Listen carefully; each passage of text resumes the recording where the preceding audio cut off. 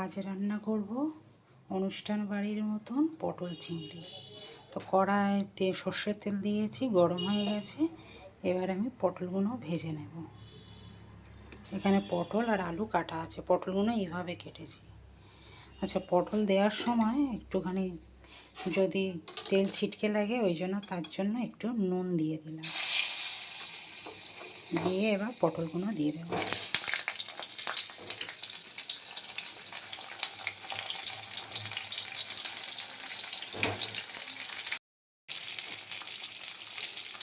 অল্প একটু হলুদ দেবো।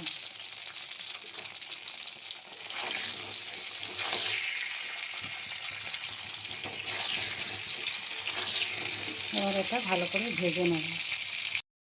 পটল ভাজা হয়ে গেছে, এবার আমি এগুলো একে একে তুলে নেব।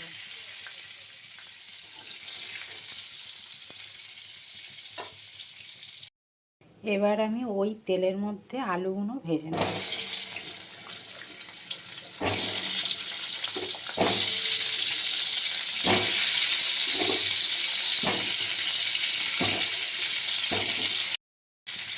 এর মধ্যে আমি অল্প হলুদ দেব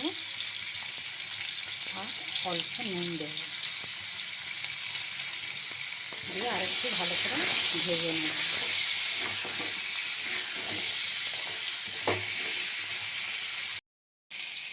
আলুগুলো ভাজা হয়ে গেছে, এবার আমি তুলে নেব একে একে। ওই তেলের মধ্যে এবার আমি চিংড়িগুলো ভেজে নেব। চিংড়িতে নুন হলুদ আগে থেকে মাখিয়ে রেখেছি।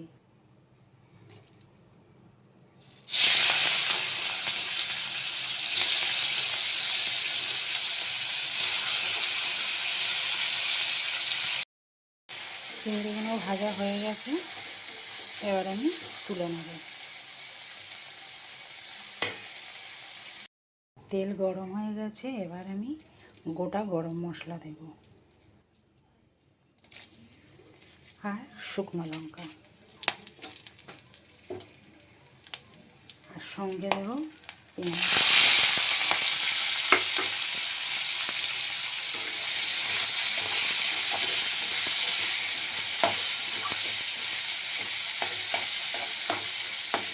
এটা ভালো করে ভেজে নেব। এবার আমি এর মধ্যে দেব আদা আর কাঁচা লঙ্কা, আদা কাঁচা লঙ্কা আর রসুন একসাথে বাটা।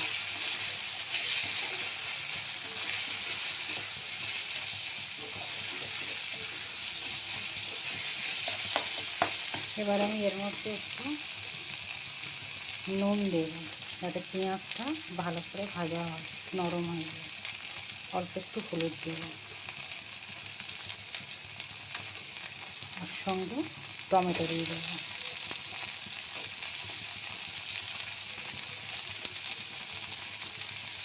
ভালো করে কষে নেব।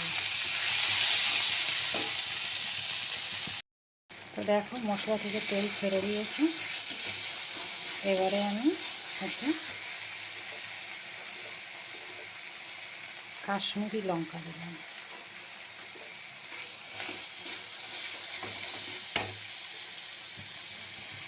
আর দিচ্ছি ধনে গুঁড়ো।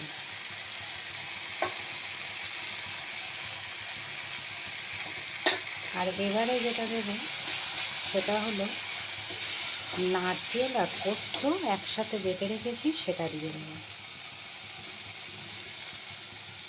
এই নারকেল আর পোস্ত একসাথে বেটে রেখেছিলাম, সেটা দিয়ে দেবো।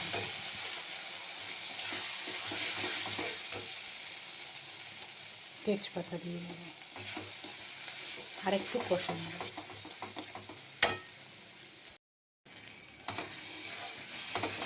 কষা হয়ে গেছে একদম। এবার আমি ভেজে রাখা আলুগুলো দিয়ে দেবো।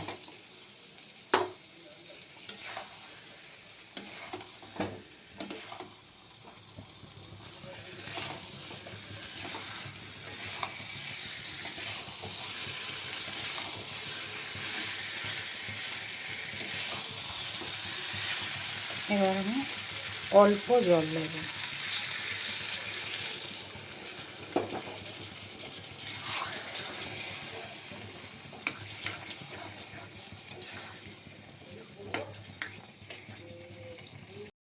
আলুটাকে সিদ্ধ হতে দেব, কমিয়ে দেব একটু, আর এটা ঢাকা দিয়ে দেব।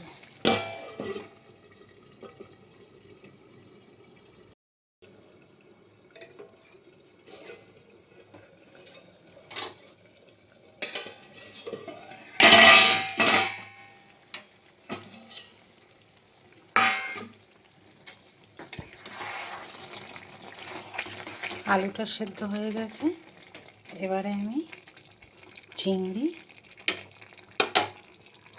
আর ভেজে রাখা পটল দিয়ে দেব।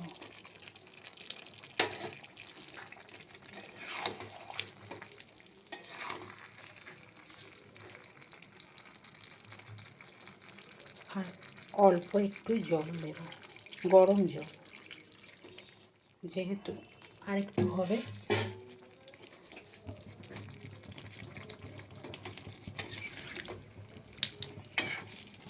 যে চিংড়ি আর পটল দিয়েছি, এটা আমি 10 মিনিট হতে দেব।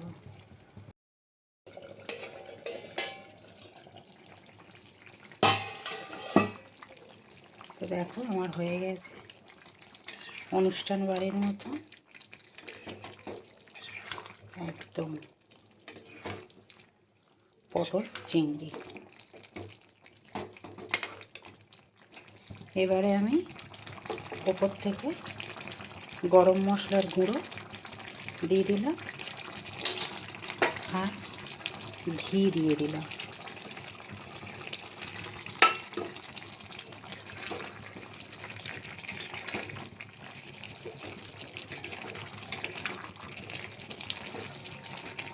আমার রেডি রান্না। তো দেখো আমার রেডি অনুষ্ঠান বাড়ির মতো চিংড়ি দিয়ে পটল।